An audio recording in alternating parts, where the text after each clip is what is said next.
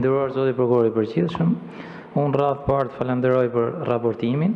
Nga pyetjet e mia më dolën disa përgjigje të cilat kanë shumë interes për publikun.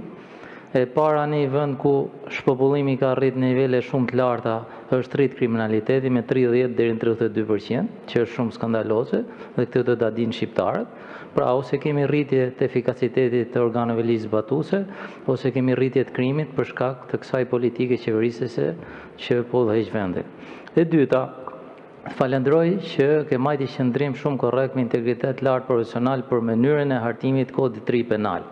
Pra, nga parimi i humanizmit, ne po shkojmë drejt karakterit retributiv, hakmarrës.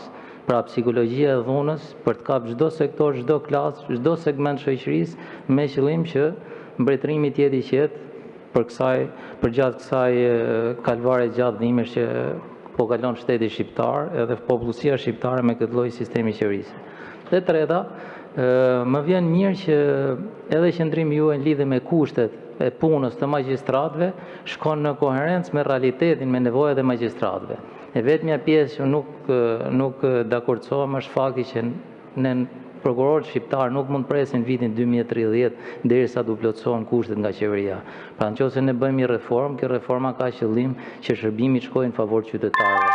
Nëse nuk i krijojmë kushte, institucione, solemnitet prokurorëve dhe gjyqtarëve, kjo e bën të pamundur ushtrimin e drejtave të tyre. E fundit fare edhe për kolegët, ju sot jeni vetëm një lajmtar pasqyrues i statistikave të dhënave të prokurorive të rrethve. Pra, ju s'keni asnjë kompetencë, siç e tha pak më parë dhe kryetari i Partisë Demokratike, ju sot ne mund t'ju sugjerojmë vetëm krijimin e udhëzimeve, të cilat nuk kanë karakter detyrues, po vetëm thjesht orientim për prokurorët.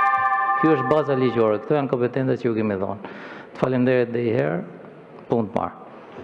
Faleminderit zoti Ndoja, fjala për zonjën Greta Bardeli. Zonja Bardeli. Nuk ndodhet në sallë.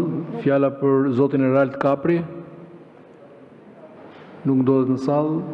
Fjala për zotin Agron Sheaj. Nuk ndodhet në sallë. Këtu e mbyllim pjesën e parë të